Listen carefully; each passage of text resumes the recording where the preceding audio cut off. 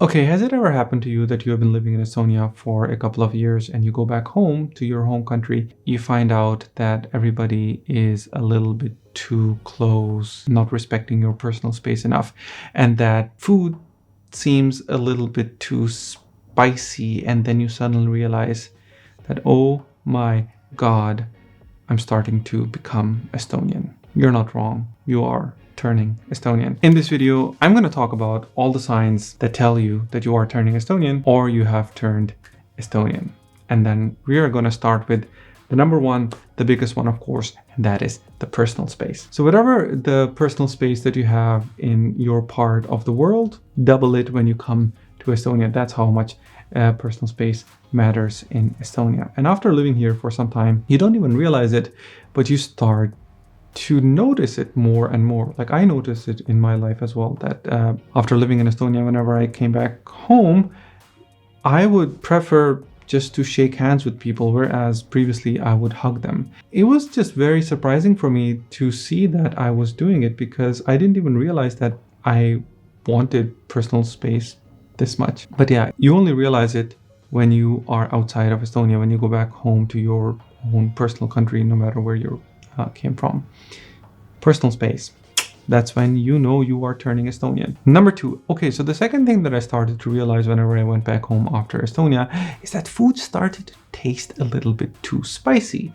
And now I've always said this, that food in Estonia is quite bland. Like even the food that you get in ethnic restaurants, they have, well, just not made it too spicy as it's supposed to be. Whenever I came back home, it took me a while to understand that, okay, the food is not too spicy. It's just that my taste buds have acclimatized to the food in Estonia and the level of spiciness that they have in Estonia. So much so that when I came back home, I told my family members that please put a little bit less spice in the food that I eat, so that I can eat it. It is a very interesting experience and a very interesting observation to know that, okay, your taste buds can actually change.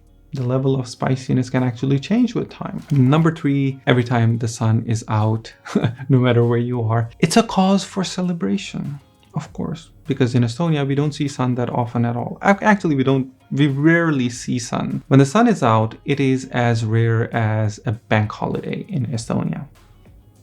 I'm joking, but it's not that big of a joke, by the way. It's not that far from reality. So yeah, the sun in Estonia is rare. A sunny day in Estonia means that you try to get out of your office and you try to hit the forest or a bog or go out or just lie out in the sun. And I remember the first time that I went back home, I was so happy to see the sun that I went out and lied down on the grass.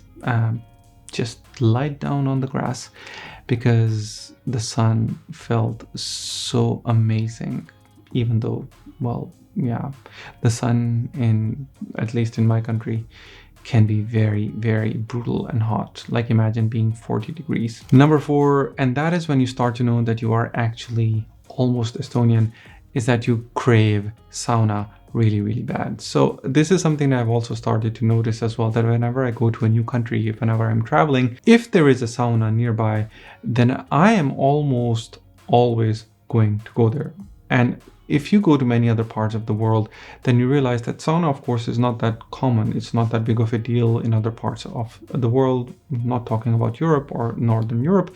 But if you go to South Asia, Southeast Asia, UK, US, there are saunas, of course, in hotels and in other places, but they're not used very much. There isn't like much of a sauna culture as well. But if you live in Estonia and like sauna is a big part of your daily habits, like for me, of course, because every time I go to the gym, I make sure that I go to the sauna as well. And that is the ritual, finished with a cold shower. And that is a very important thing that you always need to do.